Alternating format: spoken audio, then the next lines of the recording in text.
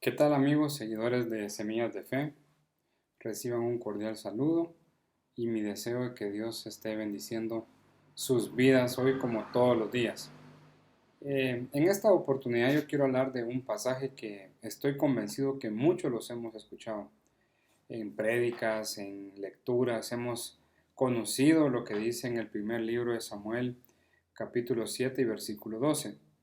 Dice, entonces Samuel tomó una piedra y la colocó entre Mizpa y Sen y la llamó Ebenezer, diciendo, hasta aquí nos ha ayudado el Señor.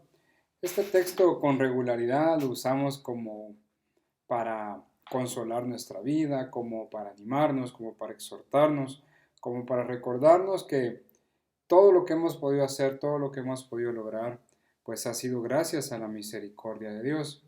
Pero cuando analizamos un poco el texto y el contexto del pasaje, podemos ver que su trasfondo es muy peculiar y es muy atractivo.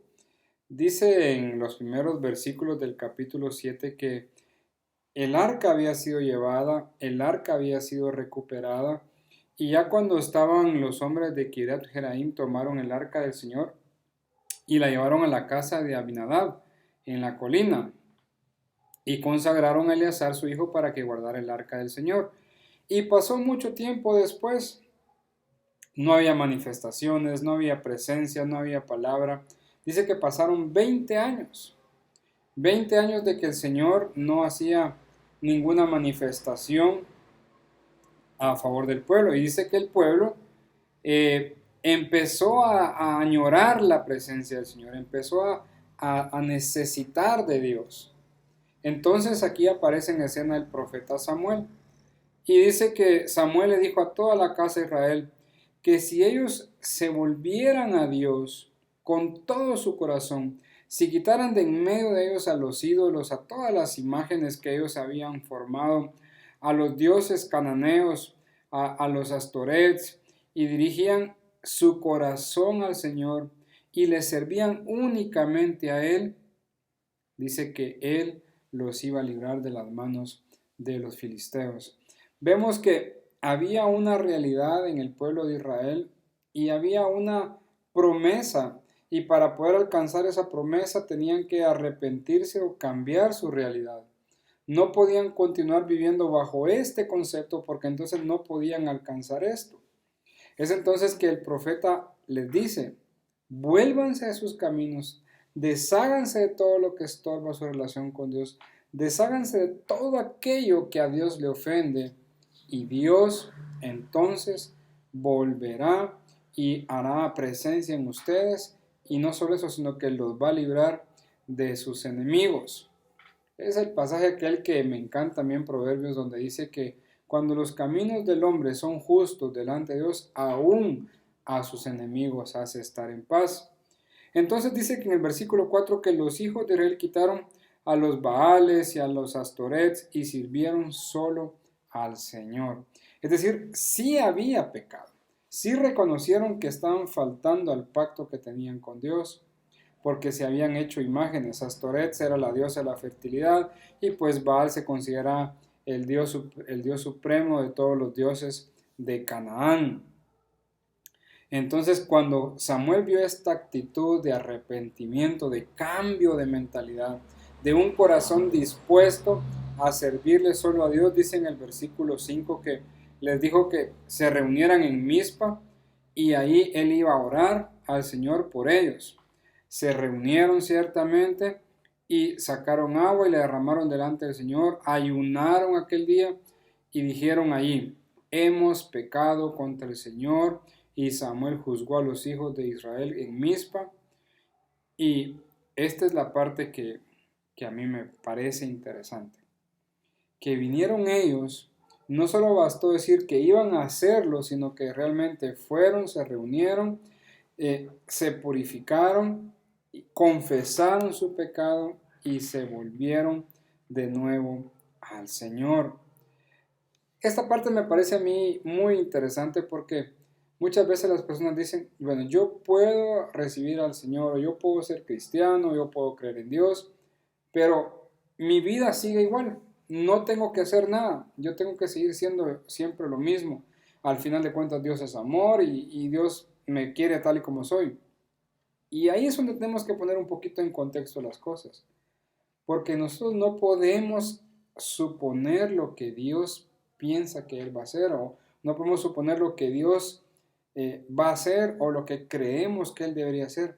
No podemos justificar o razonar las cosas que nosotros estamos haciendo, considerando que Dios va más o menos a entender un poco nuestra vida.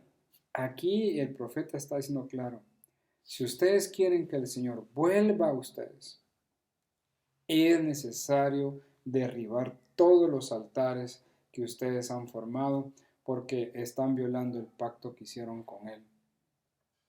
Vemos entonces que para poder buscar de Dios es necesario quitar todo lo que estorba nuestro camino con Él.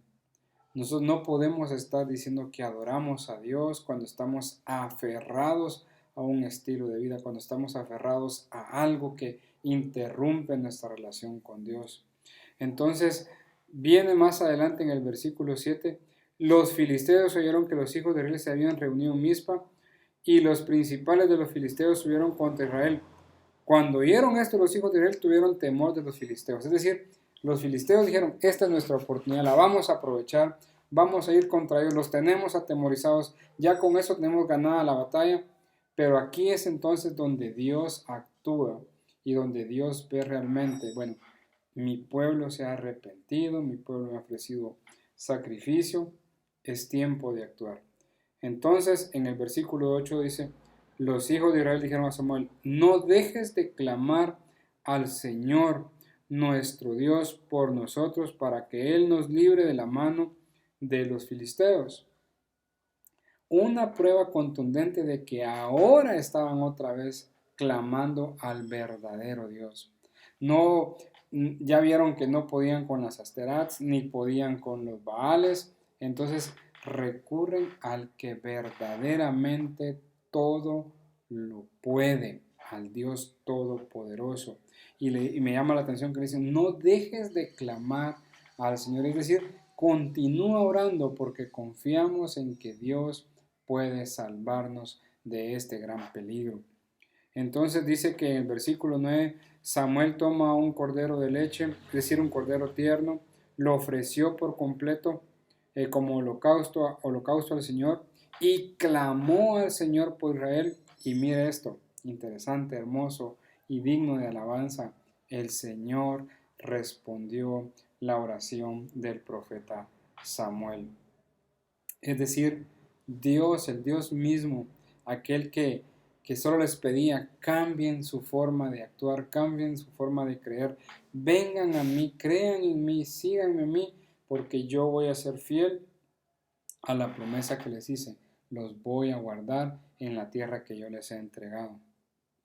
Entonces, mientras Samuel estaba ofreciendo el holocausto, los filisteos se acercaron para pelear contra Israel, mas el Señor tronó con gran estruendo aquel día contra los filisteos y los confundió y fueron derrotados delante de Israel. Bastó una manifestación poderosa del Señor para que los enemigos de Israel desaparecieran, para que ellos ya no tuvieran nada que hacer en contra de sus hijos. Vemos entonces que Dios lo único que quiere, lo único que espera es un corazón arrepentido, sin pensar qué tipo de cosas estés haciendo, sin pensar en qué cosas has vivido, qué has hecho, qué has dicho. No importa el tipo de cosa que tú hayas realizado, Dios lo único que quiere es que vuelvas tu corazón a Él, que deposites plenamente tu confianza en Él y Él entonces va a actuar en tu vida. Va entonces a calmar las aguas, va a apaciguar, va a traer paz a tu corazón. Dice en el versículo 11, saliendo de Mizpa los hombres de Israel persiguieron a los filisteos, hiriéndolos hasta más allá de Betcar. Cambió la naturaleza de un corazón atemorizado, una vida atemorizada, cambiaron a hombres envalentonados, con coraje, porque conocían que Dios estaba detrás de todo eso. Y aquí se confirma lo que dice en Romanos. Si Dios es por nosotros, ¿quién contra nosotros? O como dijera Martín Lutero, Dios y yo somos maravilla. Y ese es el contexto. Y ese es el contexto del versículo 2. Entonces Samuel tomó una piedra y la colocó en Mizpa y Sen y la llamó Ebenezer, diciendo, hasta aquí nos ha ayudado el Señor.